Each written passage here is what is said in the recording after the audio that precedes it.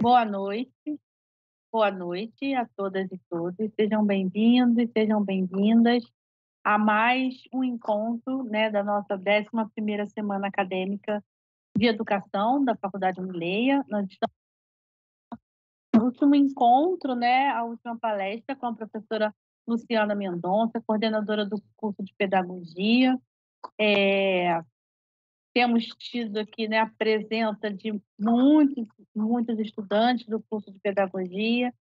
É um curso, né, o maior curso da faculdade, é um curso que tem conversado com os outros cursos, né, assim, e a semana de educação também tem trazido temas importantes que não dizem só, né, não são só pertinentes aos professores em formação, mas também o pessoal da área de gestão que tem acompanhado, também tem conversado conosco aqui.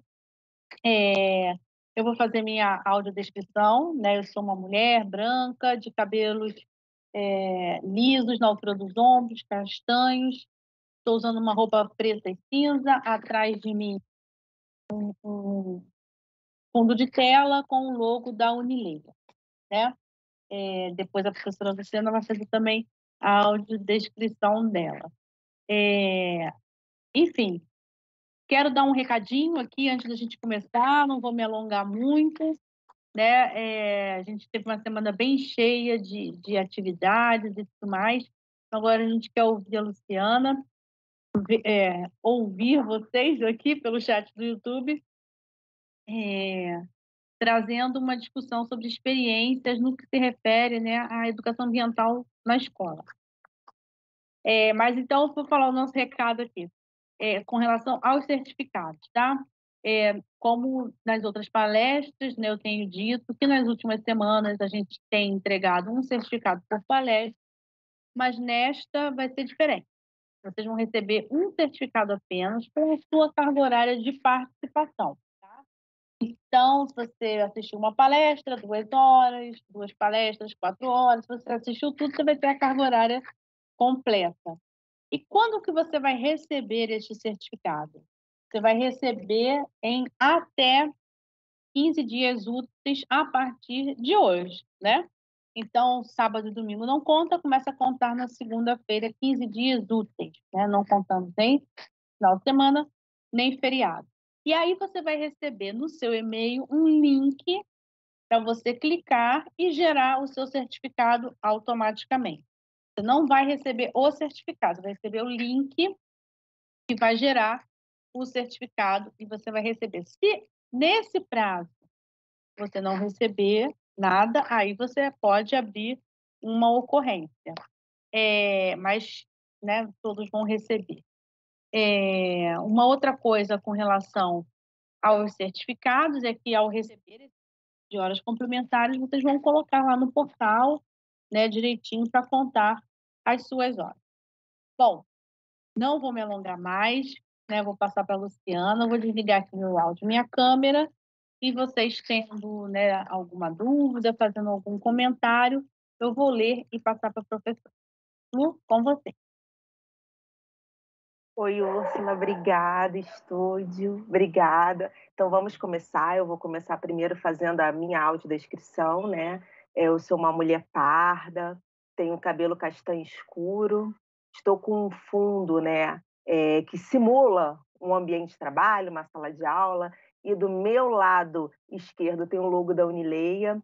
Eu estou com um leve batonzinho cor-de-rosa, estou com óculos, porque eu sou dessas que precisa de óculos, principalmente para longe, uma blusa preta e um fone branco. Bem, eu atuo na coordenação do curso de pedagogia, acredito que alguns de vocês já me conhecem, né, aqui dos Encontros Síncronos, eu sei que a gente conversa muito, e nessa tentativa de trazer uma orientação para a nossa discussão, vocês vão entender por que é uma orientação para a nossa discussão, porque a gente está se vendo, pelo menos o pessoal da pedagogia, a gente está se vendo com alguma rotina, né?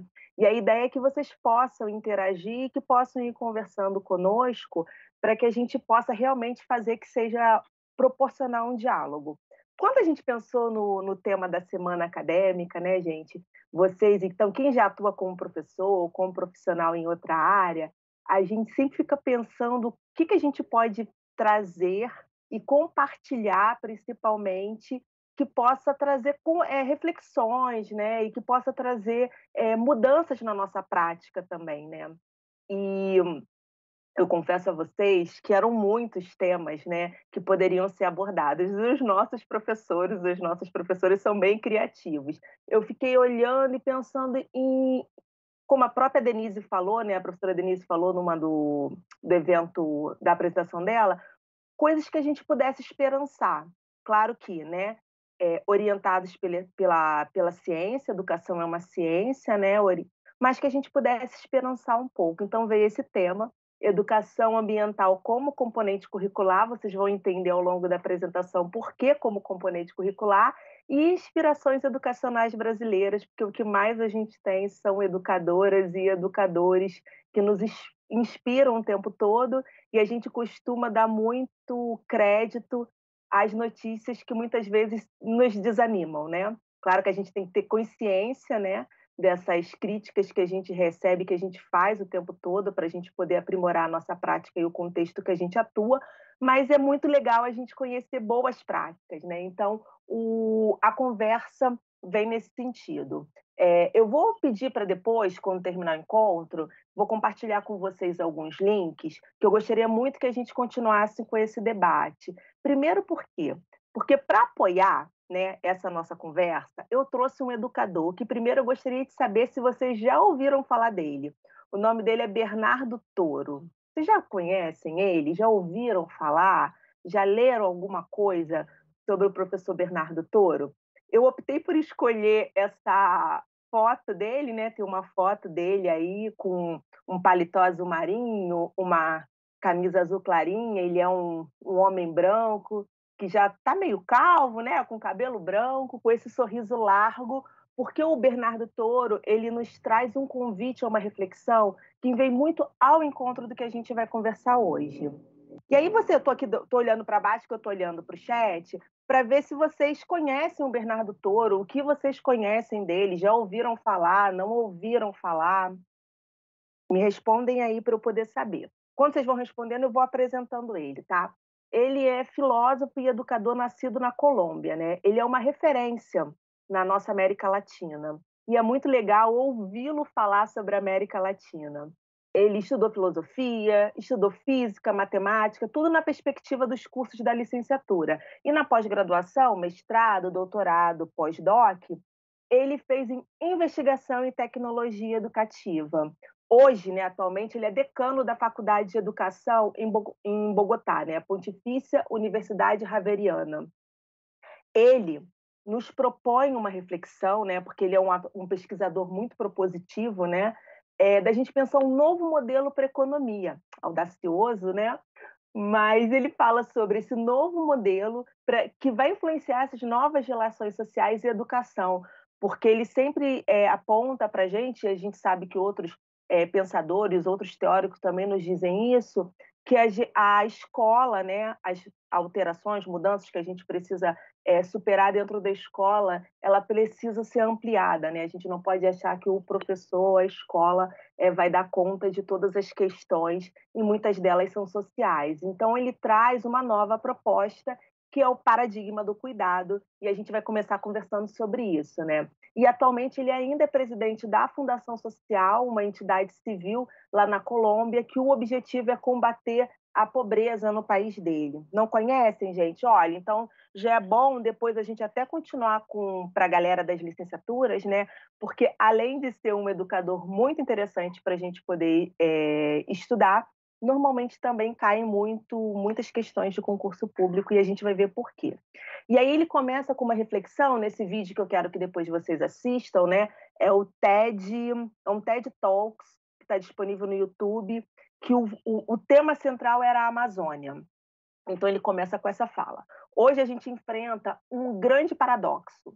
Ao mesmo tempo em que a gente cria várias condições para o desaparecimento da espécie humana, né, com as mudanças climáticas, a depredação do meio ambiente, dos nossos recursos naturais, criamos outras condições para tornar possível o relacionamento e o encontro global como espécie, por meio desse advento das tecnologias digitais que a gente conversou tanto essa semana, e hoje a professora Thalita deu assim uma aula para a gente, né, nas múltiplos conceitos e nomenclatura dessas tecnologias no nosso cotidiano social.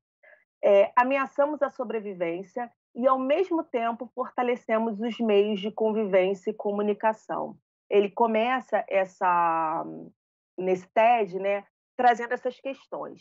E aí ele é muito propositivo, e ele começa falando uma frase que não é novidade para a gente, ainda mais que estuda educação, né, gente? Que ele fala, por que o novo paradigma? Porque a gente educa para o paradigma do êxito, que ele chama, né? E que Maria Montessori já tinha falado sobre isso, né? A gente educa para a competição. Aí ele começa com um exemplo e indagando as pessoas da palestra, perguntando assim: o que você deseja para o seu filho, para sua filha? O que você deseja para o seu aluno e para a sua aluna? E normalmente as falas são: que ele seja bem-sucedido, que ele tenha uma boa casa, que ele tenha um bom emprego. Normalmente as nossas falas elas são direcionadas e relacionadas ao consumo. E aí ele fala que não vai dar certo, né? A gente está vendo que essa relação, né, focada num paradigma do êxito, num paradigma da competição, nos levou ao cenário que a gente vivencia atual. E aí ele começa a fazer uma discussão muito grande, e essa é a grande pesquisa dele, sobre equidade, sobrevivência da nossa espécie, né, e das outras espécies do planeta, e qualidade na educação. E aí que ele traz o paradigma do cuidado. E ele traz algumas palavras que são chaves, né?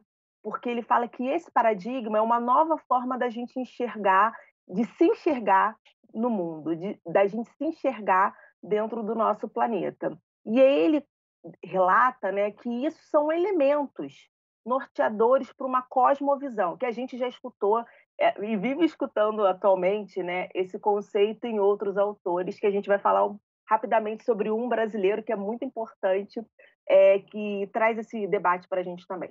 E aí ele traz para a gente o conceito, né, o que ele chama de cosmovisão, né? É essa nossa estrutura interna, que organiza a forma como a gente compreende o mundo. Então, ela é a ordenadora da realidade. Então, quando ele convoca para um novo paradigma, né, e trazendo as problematizações do que a gente vive atualmente, ele fala: olha, não é tão simples assim, a gente precisa aprender a pensar de forma diferente. Então, ele traz alguns conceitos como aldeia global, que a gente já sabe que outros autores também falam para a gente sobre isso, né? Da gente se entender e se reconhecer como indivíduos, né? Ele fala sobre o saber cuidar, ele fala sobre a importância do que ele chama de comensalidade, que é o acesso solidário ao alimento, que é inadmissível que a gente tenha tantas tecnologias e, ao mesmo tempo, a gente vivencie nos dias atuais pessoas em situações vulneráveis, não só relacionadas à fome, como a própria guerra que a gente tem vivenciado. E aí ele fala que a gente precisa fazer essa transição e sair desse paradigma da competição para a gente ir para um novo conceito que ele chama de ganha-ganha, que aí todo mundo ganha. Ao invés da gente ficar sempre relacionando, aí ele traz novamente a fala desses pais e desses professores, de um se colocar de uma forma melhor do que o outro, e que alguns ainda acreditam, né, nesse conceito da própria meritocracia. No paradigma ganha e ganha, a gente tem possibilidade de se ver de outra forma diante do mundo. E aí ele traz alguns cuidados, né, que fala: olha, mas a gente precisa, então, elencar algumas prioridades. Essas prioridades seria saber cuidar, saber conversar, respeitar e saber ser hospitaleiro.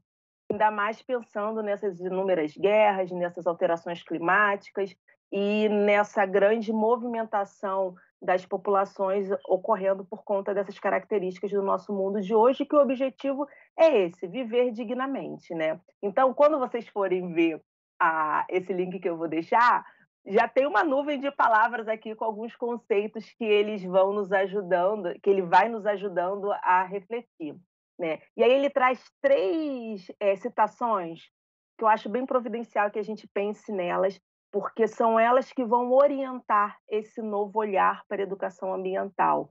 que eu não sei se é tão novo, né, e vocês vão me dizer se é novo mesmo ou não. Vamos lá. Primeiro, assim, se quisermos chegar a lugares novos, temos de percorrer caminhos desconhecidos, né? Isso é um poema de San Juan de la Cruz. E a gente tem muito medo, né, gente, da novidade. Quando vem a novidade, a gente se destabiliza e tem muita dificuldade, né, de se colocar. Esse segundo eu achei muito providencial, porque os estudantes das licenciaturas que já estão atuando nas práticas de ensino e extensão iniciam esse componente curricular com essa frase, né? É preciso uma aldeia para educar uma criança, que é um provérbio africano, né? Ele falando da responsabilidade que a gente precisa ter com o outro, da responsabilidade que a gente precisa ter com os que estão ao nosso redor, independente de onde eles se localizam, né, geograficamente. E uma frase de um pesquisador, né, teórico, conhecido aqui no Brasil, que é o professor Leonardo Boff, que é o que normalmente tem norteado as falas do professor Bernardo Toro e as apresentações dele. Então vamos lá. Quando amamos, cuidamos. Quando cuidamos, amamos. O cuidado constitui a categoria central do novo paradigma da civilização que começa a surgir em todo o mundo. O cuidado assume uma dupla função de prevenir danos futuros e reparar, regenerar esses danos do passado. Então, pensando nessas frases, né, e pensando nessas citações que vão nortear esse nosso olhar, esse nosso diálogo agora, o professor Bernardo Toro nos traz mais um momento para a gente refletir. Saber como cuidar, né, porque a gente precisa ter referências, né, do que é esse saber como cuidar, o que é esse paradigma de uma nova civilização, o que a gente deseja com esse paradigma do cuidado. E se eu estou trazendo para vocês é porque eu tenho afinidade, né, e acredito que poderia ser um caminho. Saber como cuidar constitui a aprendizagem fundamental da sobrevivência da espécie, porque cuidar não é uma opção. Os seres humanos ou aprendem a cuidar ou perecem. E aí, mais uma vez, a gente tem os exemplos, né, do nosso cotidiano. Ou a gente aprende a cuidar do outro, ou a gente aprende a cuidar do nosso redor, ou a gente aprende a cuidar dos nossos recursos naturais, ou a gente vai morrer, porque não tem outro caminho, né, para a nossa civilização que está desgastando e provocando tantas alterações climáticas, conflitos em pleno ano de 2023. Então, quando a gente pensa esse tema, que é educação ambiental como componente curricular obrigatório, ela vem norteada por essas orientações, por esses princípios teóricos, filosóficos, que a gente precisa saber de onde a gente fala. E aí eu trago um documento da Unesco, né, que aponta, não só no Brasil, gente, no mundo inteiro, né, que a educação ambiental ela deve ser um componente curricular básico até 2025. A gente vai ver que isso não é algo novo, não é um assunto novo, mas temos sim motivos para a gente poder esperançar. E aí eu trago uma fala da diretora-geral da Unesco, logo aí embaixo. Ó. A educação pode ser uma ferramenta poderosa para transformar a nossa relação com a natureza. Devemos investir nesse campo para preservar o planeta. E desta forma surgem novas possibilidades da gente enxergar essa educação ambiental para além do que a gente já realiza atualmente, do que a gente já faz. Então, para a gente poder pensar, é muito bom a gente voltar um pouco no contexto do nosso país e entender como que a gente se relaciona com esse tema, né? Então, uma breve linha do tempo para a gente poder, vou passar rapidinho. Claro que tem inúmeros outros documentos que seriam importantes para a gente destacar, mas eu estou fazendo um recorte específico do nosso cenário educacional, tá? Lá em 92, nós tivemos um tratado de educação ambiental que o objetivo era, que foi elaborado, né, pela Conferência das Nações Unidas, e o objetivo era a gente pensar em sociedades responsáveis e responsabilidade global. Anotem o ano, 92. Em seguida, em 97, a gente teve uma política pública, né, um documento considerado, sim, uma grande inovação, que eram os parâmetros curriculares nacionais. Se você não conhece ele, vale a pena, porque tem todos os livros disponíveis de forma gratuita na internet. é muito importante que você conheça esse documento, além de ser um documento muito bem escrito, até pouco tempo, né, e ainda é muito utilizado como orientador dos nossos currículos aqui no Brasil, né. Ele aborda, ele já traz à ponta o meio ambiente como um tema transversal. Então, o conceito não era trazer enquanto uma disciplina, mas sim como um desenvolvimento, né, de competências e habilidades ao longo de toda a formação do ser humano. Em 99, institui-se a Política Nacional de Educação Ambiental. Então, até agora, a gente falou de 3 marcos importantes que influenciam diretamente a nossa educação, né, e que podem nos dizer um pouco mais sobre como nós estamos. Em 2002, então de 99 a gente foi para 2002, teve um decreto que regulamentava essa política de educação ambiental. E por que isso foi importante, né? Porque criou um órgão gestor, então não ficava solto, né? Constituído pela Coordenação de Educação Ambiental dentro do Ministério da Educação, que conversava com outros setores, que mostra todos os níveis de ensino, determina a integração às disciplinas de modo transversal, porque esses conceitos que a gente traz muitas vezes são muito novos, né? Para a gente poder compreendê-los e lançar a mão dessa compreensão que a gente fez lá na prática. Então, eles traziam um exemplo, formação continuada inicial para esses professores, né? Sempre tendo como referência as políticas públicas. E por que isso é importante? Porque isso afeta também, né? Chega na gente, chega na formação inicial do nosso curso, chega na composição dos nossos currículos, e isso é muito importante porque vira também uma forma de reflexão que não vai ser algo novo quando você chegar naquele cenário educacional. Em 2004, essa coordenação ela foi incorporada a uma coordenação geral de educação ambiental, né? Então cria-se uma secretaria de educação continuada relacionada à alfabetização e também à diversidade. Então a gente vai vendo que o próprio movimento da nossa sociedade vai promovendo que esse tema vai chegando, né, em todos nós. Quando chega 2013, vem as diretrizes curriculares nacionais para o ensino médio, né? A gente nota que teve um salto ali nesses anos, e aí que já mostra para a gente, que é essa que está sendo discutida agora, né, gente, que menciona a sustentabilidade ambiental como meta universal, né? E como importante não só para a formação profissional, como para essa etapa da educação básica. Quando a gente chega em 2016, que aí tem mais um salto ali, né, de 13 para 2016, é proposto a educação ambiental como disciplina obrigatória no ensino básico. Isso foi proposto em 2016, foi discutido ao longo dos anos, né, de 2016 até 2022, e pasmem, no ano de 2022 o projeto foi arquivado. Significa que não era de interesse do nosso país, né, das pessoas que não é do nosso país, das pessoas que estavam representando a gente, que nós elegemos, não era interesse deles que a educação ambiental pudesse ter uma disciplina obrigatória no ensino básico.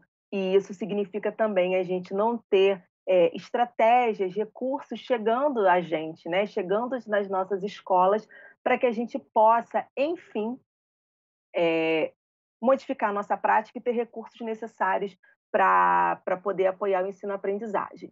Mas, e a imagem está ruim? Depois eu conserto esse slide e compartilho com vocês. Mas não é para a gente ficar triste, porque esse projeto ele foi desarquivado e trouxeram umas 2 novas propostas, né? Uma proposta que é essa que está em cima, não sei se está dando para vocês verem, porque a imagem ficou em cima, né?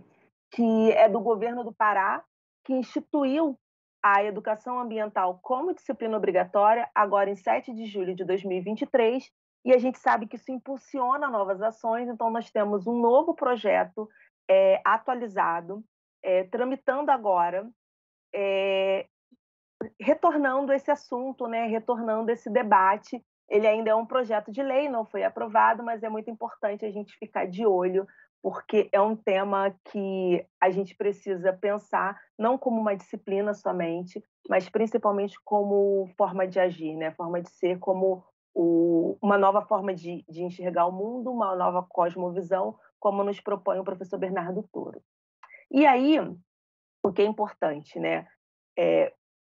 Primeiro, pensar a sustentabilidade pressupõe não apenas em cuidar no planeta, mas cuidar de si mesmo e dos outros, como o professor Bernardo vem nos apontando, né. O que é cuidar de si? É a gente cuidar do nosso corpo, ele fala que é a gente cuidar do nosso espírito, da nossa saúde mental, é a gente saber cuidar da outra pessoa que está ao nosso redor.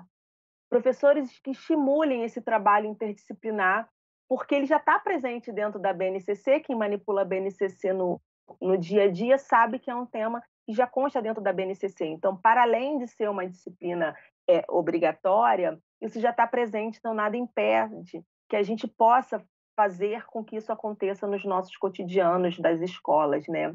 E principalmente dialogar com a realidade, porque isso contribui para que essas questões façam sentido para os estudantes. Daí que vem a ideia da gente trazer algumas, né, foi um trabalho muito árduo selecionar apenas algumas, experiências considerado lições bem-sucedidas. E por que que essas experiências elas foram consideradas bem-sucedidas e eu estou trazendo aqui para a gente conversar, porque elas relacionaram essa temática ao cotidiano, à necessidade daquela comunidade. Essa primeira experiência, que é da escola, né, Visconde do Rio Branco, em Ibituba, Santa Catarina, se vocês puderem, é muito legal escutar a fala desse diretor, né, que foi o gestor que apoiou. Ele começa falando que os estudantes eles aprenderam técnicas de bioconstrução e fizeram uma composteira e começaram a aprender a criar fossas.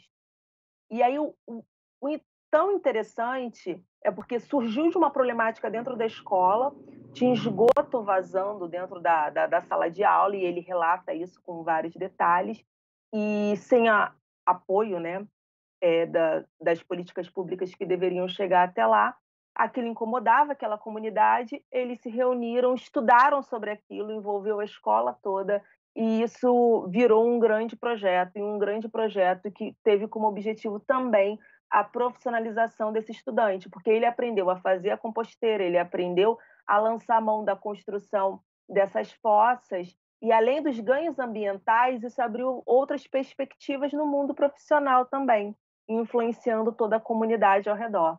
Maravilhoso, né? Então vale a pena a gente conhecer essa experiência. Outra experiência legal é da escola Mário Quintana, né? Que é aqui em São Gonçalo, né? No município de São Gonçalo, estado do Rio de Janeiro, que eles começaram, né, participando de pequenas trilhas e atividades na APA do Genho Pequeno, que é uma área de proteção ambiental ao redor dele. E aí eles começaram com um programa chamado Estudo Vivo, que começou impulsionado, né, pela Secretaria de Meio Ambiente, conforme eles começaram a se envolver com essa área de proteção ambiental, outros tantos projetos começaram a ser desenvolvidos e eles começaram a perceber uma mudança de relacionamento com a comunidade no próprio ao redor deles, né? Aquelas famosos questionamentos que muitas vezes a gente traz quando a gente está fazendo os nossos planejamentos, né? Sobre reciclagem, sobre reaproveitamento, sobre o cuidado e limpeza ao nosso redor. E isso fez com que envolvesse toda a Secretaria Municipal de Educação e hoje acaba sendo um projeto desenvolvido com permanência dentro das próprias escolas que envolvem essa secretaria. Outro muito legal, estão vendo? Vocês estão conseguindo reconhecer essas imagens, né? Essas imagens, então, são várias crianças cobertas de lama, que pode parecer desespero para algumas pessoas, mas eu consigo achar isso lindo. Vocês acham também? Então, essa é uma experiência de uma proposta de uma escola que o objetivo dela é ampliar a oportunidade de aprendizagem com uma relação direta com o meio ambiente. Então, ela tem dentro do projeto pedagógico dela o conceito de ser uma agrofloresta. Então, eu trouxe só um trechinho do projeto pedagógico, o nome da escola é Escola da Árvore. Ela atua com educação infantil e ensino fundamental 2, só para aguçar vocês a ficarem curiosos sobre a proposta. Olha só que legal. Arremessar bombas de semente, construir uma casa de taipa e voltar para casa cheios de lama. Essas são opções cotidianas para os estudantes na Escola da Árvore, que fica em Brasília. E, gente, agora vou compartilhar aqui uma experiência que me deixa muito orgulhosa. a gente está falando de uma experiência considerada exitosa, né? Nós temos alunos, né, nas disciplinas de práticas que estão desenvolvendo jardins sensoriais nas escolas que eles atuam, né? Outros espaços envolvendo não somente o consumo, a gente sabe que um parquinho todo colorido é lindo, né? Mas desenvolvendo outro tipo de relação com a natureza e buscando estimular essas relações com a natureza. A professora Thalita tem nos ajudado muito nesse pensar, né, por meio do projeto da Brinquedoteca em Ação, trazendo as propostas de brinquedo estruturado, brinquedos não estruturado, como é que a gente olha esse redor. Então, assim, se algum aluno que, ou a estudante ou estudante que é um dos líderes desse projeto, pode até deixar o comentário aqui no chat, que depois a Úrsula pode ler para a gente. Mas sabendo que isso já é uma realidade, né? Nós temos colegas aqui dentro do curso que já estão atuando e promovendo essas mudanças dentro do espaço que atuam. Parabéns, gente. Mais um. Querechu trabalha na Escola Estadual Indígena Curucutu, que desenvolve práticas pedagógicas intrinsecamente relacionadas à cultura guarani, caracterizadas por uma abordagem holística do meio ambiente, que se destacam pelo respeito aos mais velhos e estímulo à convivência humanitária. Temos que trabalhar muito bem na base nos primeiros anos de vida da criança e ensinar como é cuidar da terra, preservar e falar o porquê estamos preservando. Essa é uma escola, né, indígena, então é muito importante a gente conhecer essas experiências, porque se hoje a gente ainda tem a Amazônia de pé, é graças aos nossos povos originários, né, a todo o esforço que eles têm feito, e porque eles possuem uma cosmovisão que é muito mais integrada à natureza do que a gente, então a gente precisa aprender com eles, né, reaprender. Essa é outra experiência da Escola Municipal João Batista da Cruz, em Jundiá, do Rio Grande do Norte. Olha, gente, na comunidade Arisco dos Pires, que é um projeto visando alimentação saudável. Eles relatam lá no site que está aí embaixo que uma das questões da escola era a dificuldade no acesso a uma boa alimentação. Então, eles apoiaram a comunidade dessa forma, desenvolvendo esse projeto Saúde, que uma das atividades é a construção de uma horta coletiva. No site tem várias fotos das comunidades se envolvendo, né, e de como que isso apoia também, né, o que o Toro trouxe lá para a gente, que ele chamou de comensalidade, né, que é o apoio a uma alimentação saudável e para todos, né?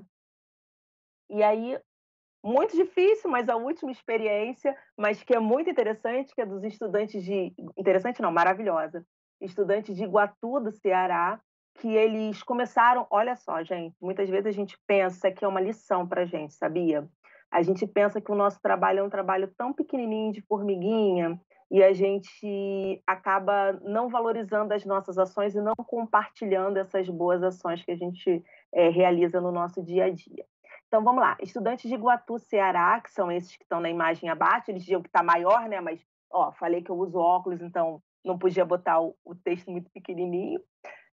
Elaboram projetos e conquistam a aprovação de lei municipal para valorização e preservação da caatinga. É isso mesmo.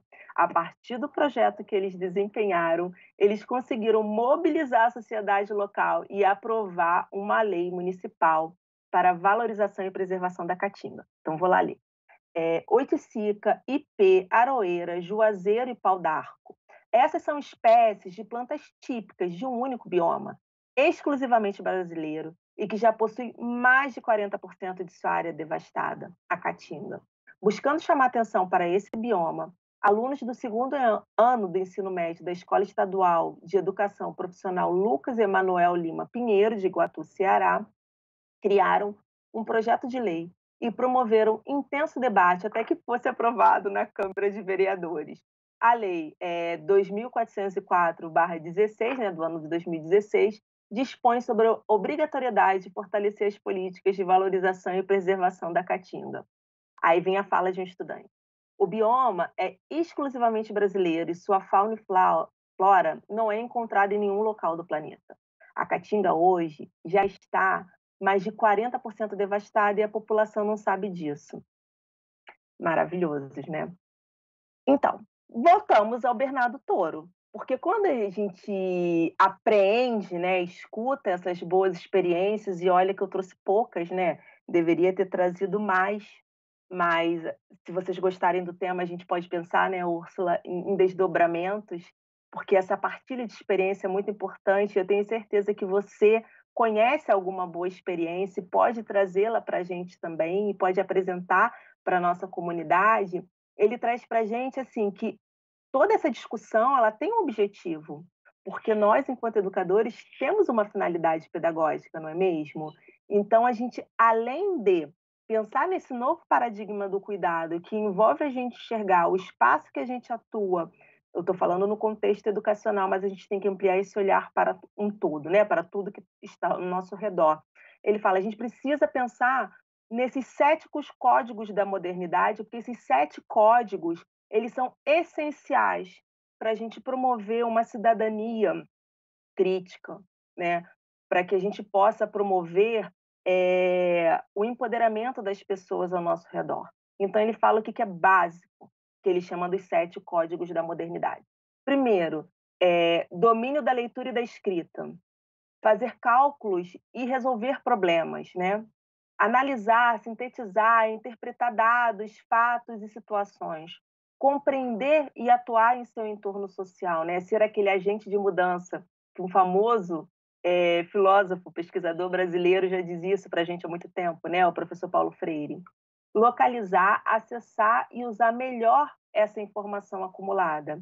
Interação crítica com os meios de comunicação, planejar, trabalhar e decidir em grupo. Para quem é estudante da Unileia, pode ser que esses 7 códigos da modernidade não sejam assim tão novos, né? Vocês devem, quem é pertence aos cursos de gestão e tecnologia, deve escutar muito sobre isso nas disciplinas, né, de ambiente profissional e extensão, e quem está nas licenciaturas deve escutar nas práticas de ensino, escuta, conta aí, em projetos e práticas educacionais também, o que nos promove a refletir, né, se realmente educação como um componente obrigatório, né, virando uma disciplina, se só isso nos basta como educadores, ou se a gente precisa pensar em novas formas de atuação no mundo, como foi o convite do professor Bernardo Toro, né, que fala sobre esse paradigma do cuidado.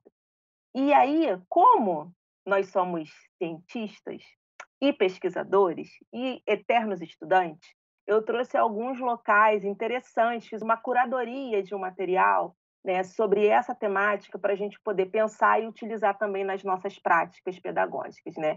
O primeiro é o CEMADEM, que é um Centro Nacional de Monitoramento e Alerta de Desastres Nacionais, que é vinculado ao nosso Ministério de Ciência e Tecnologia, que ele produz diversos materiais pedagógicos validados por pesquisadores, né, sem erros conceituais e propostas de atividade. Então, se você ainda está inseguro, né, insegura de criar um material completamente do zero, você pode lançar mão desses conteúdos e ressignificá-los, né, fazer uma releitura.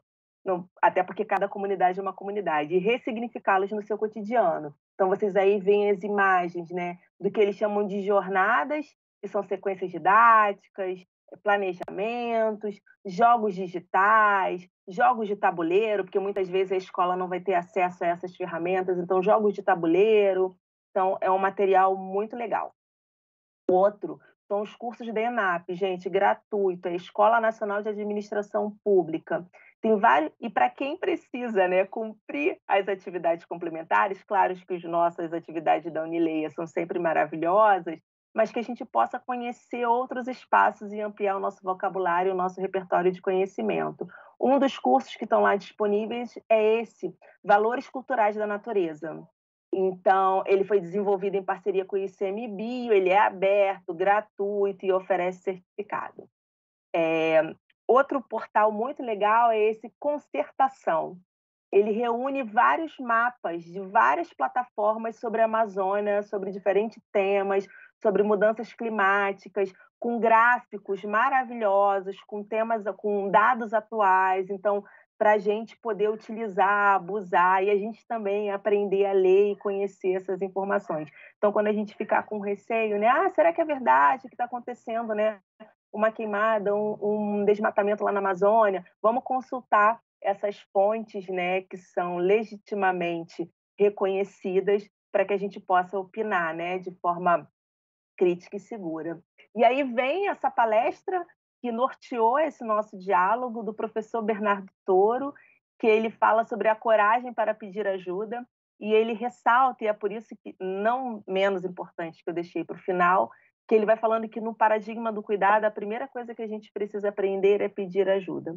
Porque no paradigma que a gente vive hoje, isso faz sentido, se a gente está competindo com o outro, a gente não pede ajuda, não é mesmo? E se a gente modifica essa nossa cosmovisão, esse novo olhar sobre o mundo, surge essa coragem de pedir ajuda e daí a gente desenvolve outras competências, outras habilidades, outras formas de ser no mundo que a gente nem imaginava que era possível. Ai, passei, peraí, desculpa. Esse material é um material do site Por Vir, que fala sobre o futuro ancestral na escola. Não é à toa que ele foi colocado em seguida do professor Bernardo Toro, porque ainda nessa palestra ele nos chama a atenção sobre a importância da América Latina, sobre a importância da gente ser o grande corredor verde do mundo inteiro, e então que a gente tem uma grande missão, né? De ser e estar no mundo de outra forma. E esse material é um material muito interessante, não só para a gente estudar, mas porque já traz várias outras possibilidades de atividades pedagógicas para a educação básica, educação infantil, ensino fundamental e ensino médio. E aí, outro convite, né, que a gente possa escutar o discurso da Tiksai Surui, que hoje em dia ela está se destacando por ser uma grande liderança e por trazer esses saberes ancestrais, né, por mais que ela apareça aí de forma jovem, e uma das falas muito importantes nesse discurso dela, que foi na COP26, que é a gente deve estar no centro das decisões. E aí isso é muito importante, esse deslocamento, né, que tem muito a ver com o paradigma do cuidado. Quando a gente pensa o ser humano no centro das decisões, a gente começa a se relacionar com o consumo, né, com tudo que está ao nosso redor de forma diferente. E mais um material interessante, né? Esse é um webinário, é um vídeo, então vocês podem escutar enquanto vocês estão fazendo outra atividade, que fala sobre justiça climática na escola, que tem muito a ver com esses conteúdos que a gente vem apresentando. E aí, gente, não está por último à toa, né? Que é o nosso querido Ailton Krenak, o primeiro indígena eleito para a Academia Brasileira de Letras, né?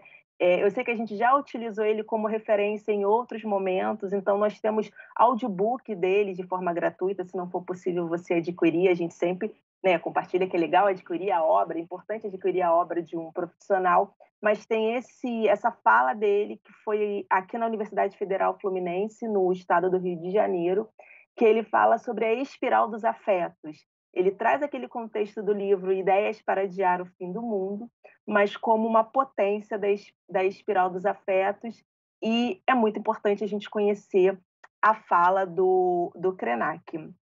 Bem, vou tirar aqui a apresentação, que eu quero ouvir vocês, o que vocês escreveram, o que a gente pode pensar, né, juntos, juntas. Se vocês têm alguma sugestão, vou passar aqui, vamos ver. Lu, Oi. enfim, estou olhando aqui também. É, enfim, né, o que você falou é super importante, todas as referências, né, referências latino-americanas, referências dos povos originários, referências de pessoas que estão pensando já esses problemas há muito tempo. E eu acho isso muito importante, que os nossos alunos tenham contato com estas referências, né? Não com as modinhas, o pessoal que vem da onda, mas uma galera que há muito tempo já está pensando nessas questões, né? Eu acho que isso é importante. Eu estou vendo aqui Aprendi alguns com você comentários. também, Úrsula. Obrigada. Olha como é Ah, importante a gente estar junto do outro. A gente aprende o tempo todo, né? tem uns comentários aqui, eu queria começar com um Hum. que parece que é legal, mas é para a gente ter um pouquinho de cuidado, do ponto de vista mesmo do equilíbrio ambiental. A Anete Siqueira diz que ela, no grupo de trilha, eles juntam sementes e vão jogando as sementes no decorrer da trilha. E aí isso é bom e pode não ser bom, né, por 2 motivos. Se você está pegando a semente na trilha mesmo, não precisa jogá-la espalhar, porque ela já caiu ali, né, e isso é Originalmente vai legal. Agora nascer ali, né? ela já vai É o nascer ali. ambiente dela, Agora né? isso, agora se você junta semente de um outro espaço, você joga lá, não é legal, porque você pode, às vezes, estar colocando uma semente invasora e vai desequilibrar o ambiente, que isso tem entre as plantas também. Eu não sei o que vocês fazem, de repente é dali da semente do local mesmo, ok, Altera porque o quando eu bioma, né, fiz Úrsula? eu fiz um curso, né, de guia, de turismo pessoal, e na nossa aula de atrativos naturais, o professor de trilha chamou justamente a atenção para isso. E algumas pessoas até com boa intenção, né, come maçã, aí vai juntando a sementinha da maçã, come uma fruta, vai juntando a sementinha da fruta. Aí chega, por exemplo, num ambiente e joga aquelas sementes lá e elas não são dali, né, e às vezes, muitas vezes, elas podem prejudicar. Então tem que ter um pouquinho de cuidado também com isso. Mas era só isso que eu queria falar, desculpa, mas é porque foi a primeira coisa que veio aqui, eu lembrei dessa Não, Úrsula, super orientação que a importante, gente porque recebeu.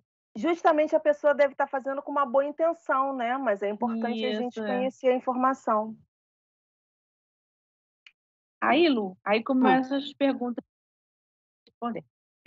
Na sua avaliação, quais as questões e problemas ambientais são mais importantes? Ai, Uma gente, pergunta de Valdir Luiz. Valdir, eu não me sinto nem competente para avaliar, né, porque eu trafego pela área da educação, né, e acaba que na área da educação ambiental, acho que a gente precisa dar voz às pessoas que estão, em frente, né, e já pesquisam sobre essas temáticas.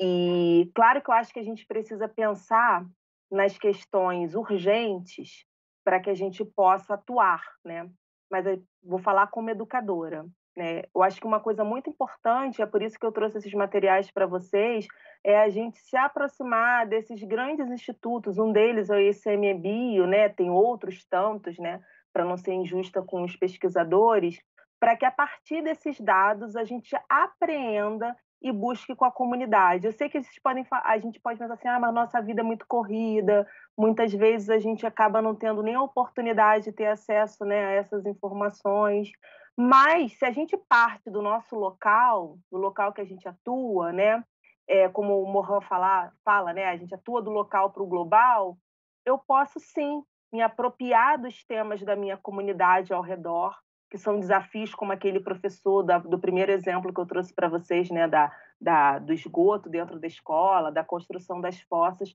e a partir daí a gente aprender juntos, né. Eu acho que esse que é o grande barato da gente ser educador, né, a gente está eternamente aprendizado. Então, assim, eu não me sentiria confortável nem competente de elencar quais seriam os grandes desafios que a gente teria pela frente, não. Você se arriscaria, Úrsula?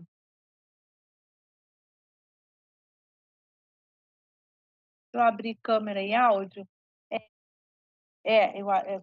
compartilho da sua fala, né, assim, não é nossa área de formação, nem nossa área de pesquisa, a gente discute essas temáticas a partir de um ponto de vista não de quem se informa só pela internet, né, também é uma fonte de informação, mas não a fonte.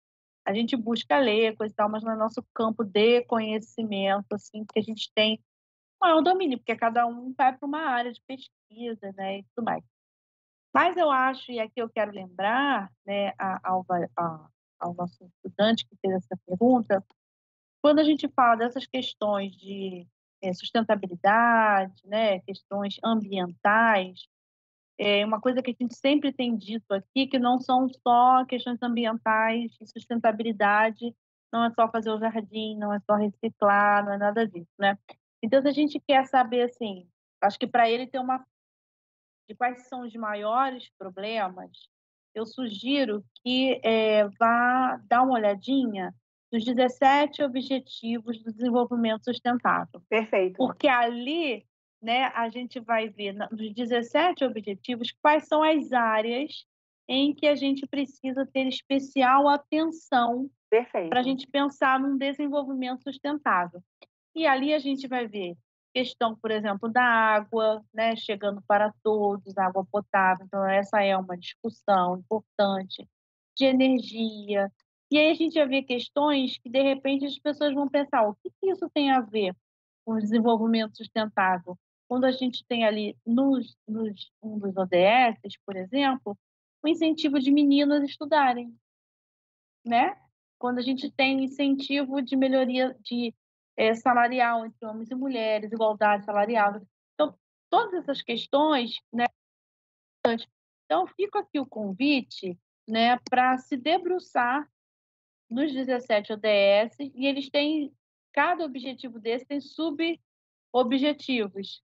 E aí, ao ler ali, você vai ter uma visão bem interessante, né? Antes da gente começar, eu estava vendo uma manchete do Ailton Krenak falando que rios vivos, infelizmente, eles não são compatíveis com esse mundo capitalista que a gente vive, né? Então, um sistema econômico exploratório e predatório não vai permitir, né, desenvolvimento sustentável por uma série de questões. Essa semana a gente falou disso, né? Assim, a gente disse: como que você pode ajudar, né, no desenvolvimento, na melhoria do meio ambiente, na proteção? Aí vem sempre aquelas coisas muito individuais que a gente deve fazer, né, Também, né? também. Por exemplo, aí eu gosto muito desse exemplo, assim: o tempo que você vai ficar no chuveiro, né, diminui o seu tempo de banho. Ok.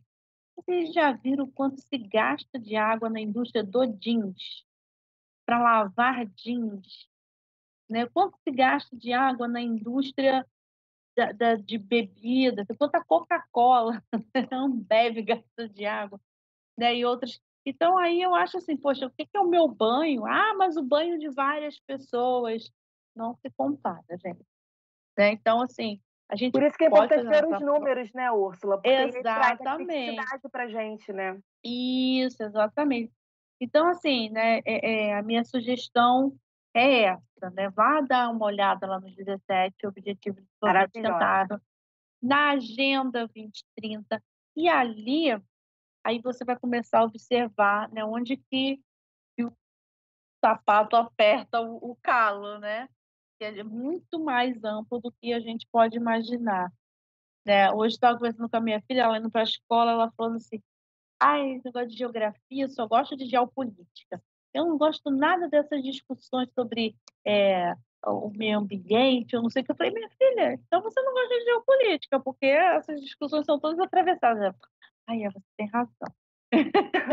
Então, Laurinha, beijo, Laura. clima, né, essas discussões sobre clima, não sei o que, tá tudo muito interligado, né. Ô, Úrsula, sabe o Então que me fica lembrou? hã. Não sei se a Luana está assistindo a gente, mas a Luana, nossa coordenadora de gestão ambiental, gente, ela fez um evento maravilhoso no primeiro semestre, que ela trouxe várias experiências, norteada também pelos ODS, ela é coordenadora de gestão ambiental, e ela trouxe várias falas sobre práticas do cotidiano social, sobre o Projeto Marulho, lembra?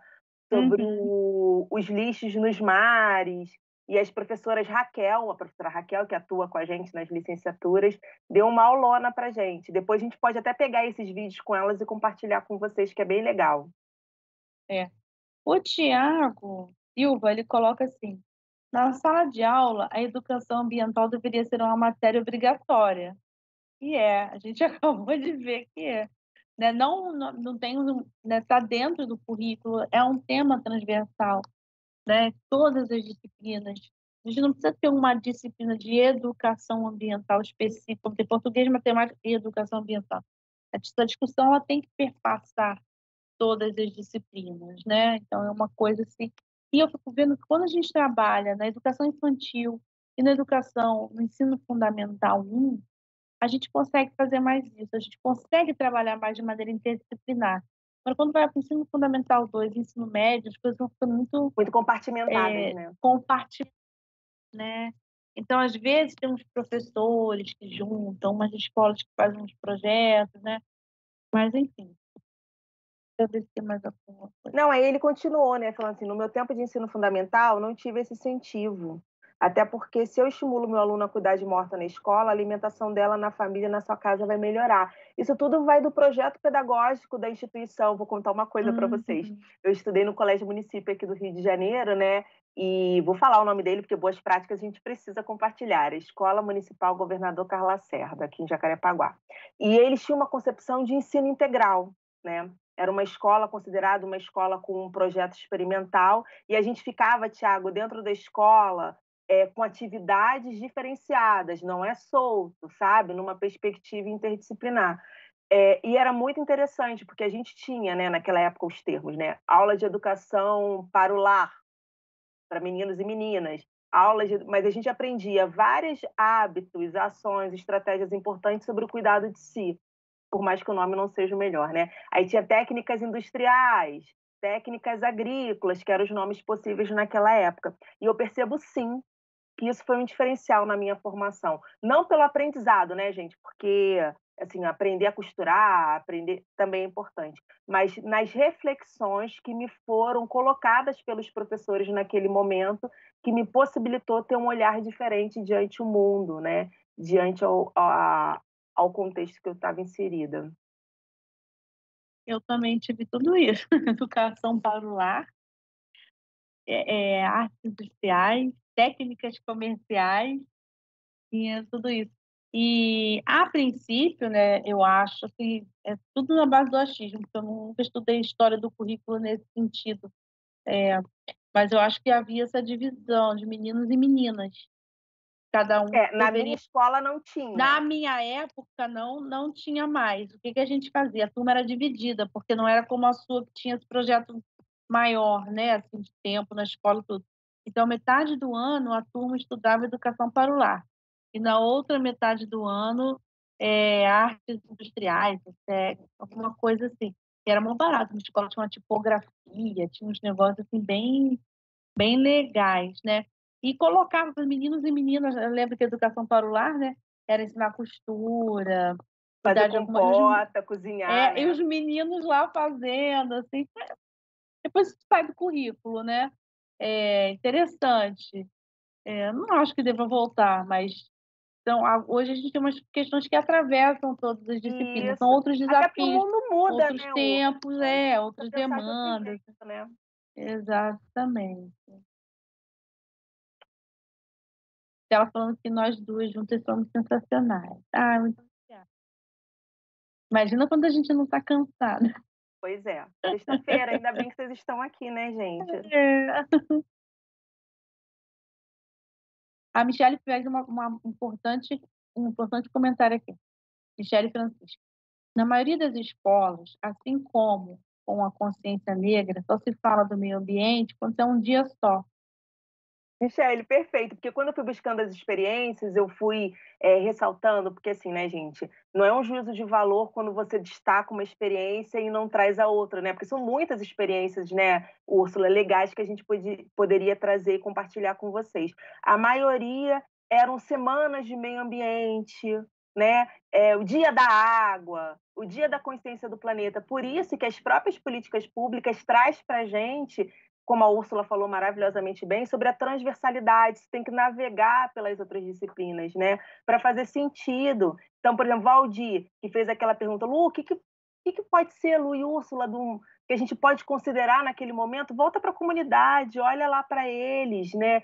É claro que a gente não vai deixar de apresentar as grandes temáticas, né, do nosso mundo. Olha lá, vê o que está acontecendo, busque esses números com eles, manda eles trazer, vamos ler esses gráficos com eles, pensando nesses 7 códigos da modernidade que o Bernardo Toro apresentou para a gente, né? Que são coisas importantes que a gente precisa desenvolver.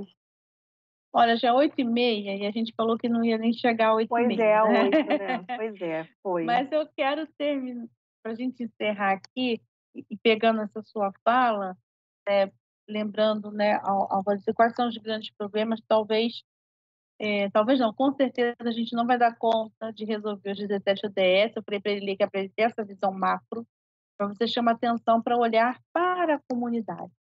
E aí eu lembrei do trabalho do nosso aluno Luciano, né, aluno de pedagogia, foi um aluno do curso, foi orientado, ele entrou no programa de iniciação científica ano passado? Esse ano foi ano retrasado? Fala o projeto, que aí eu vou ver se eu lembro, do ano passado. Não, foi ano Acho retrasado. que foi a primeira edição, não foi a primeira edição? A primeira ou a segunda? A segunda. Porque foi a segunda, não foi ano passado não, foi ano retrasado. Tem 2 anos que ele fez. O Luciano, estudante de pedagogia, ele, fez então um projeto, né, de iniciação científica e educação ambiental. Então ele foi orientado pela professora Luana Carneiro, do curso de gestão ambiental, que é uma educadora, está na escola também, né, então uma visão muito interessante dessas questões. E ele, o projeto dele, né, era os alunos têm que fazer e fazer um objeto para a comunidade, uma devolutiva. Ele olhou para o município dele, Bezerra, e qual era o problema que ele via ali? Era uma questão da relação da comunidade com o rio e a necessidade do replantio de mata ciliar. Então ele vai fazer um trabalho de educação ambiental ali, na comunidade dele, pensando essa questão específica da mata ciliar ali no rio e tudo mais. O Luciano fez esse trabalho, terminou o curso, ele entrou no mestrado na Universidade Federal de Pernambuco. E ele continuou com essa discussão, né? Ele levou novamente essa questão educacional ligada à escola, porque a educação ambiental não é só na escola, mas aí ele faz uma específica para a escola. E Luciano, esse ano, defendeu o mestrado, por isso tem 2 anos, que eu lembro, né? Que ele fez o mestrado e defendeu, né? Então, olha que interessante, a comunidade viu o problema, foi em cima, investigou, né? Enfim, e acabou criando isso também uma maneira do seu desenvolvimento, profissional e acadêmico, né, então lembrei disso. Você falou de olhar para a comunidade, essa experiência de um estudante nosso aqui da Muito bem Faculdade de lembrada. Direito, né. Enfim, gente, Luciana, muito obrigada, né, por você encerrar tão brilhantemente essa semana. Eh Foi um prazer, como sempre. Aqui tem, ó, o aluno Thiago que faz o estudo no sábado, explicando sempre sobre pedagogia, ele faz história e está conquistando, e quando terminar a história vai fazer a pedagogia. Isso que eu ia falar para ele fazer, mas que bom que ele já está encontrando o caminho, né. É, é isso, gente, muito obrigada pela participação de vocês na semana acadêmica. Semana que vem nós começaremos a semana de, Gestão, gestão, né? né, daqui a pouco, vocês vão começar a receber na semana que vem também as orientações, vão receber tudo direitinho, né, anunciando a semana. Na segunda-feira a gente vai ter a abertura com a professora Solange, aqui mesmo no YouTube, e durante a semana vocês vão ter acesso a toda a programação. Então, né, muito obrigada por vocês estarem conosco essa semana, obrigada ao pessoal do estúdio, né, por tudo, e nos vemos então segunda-feira. É isso, gente. Até segunda, gente. Tchau, tchau.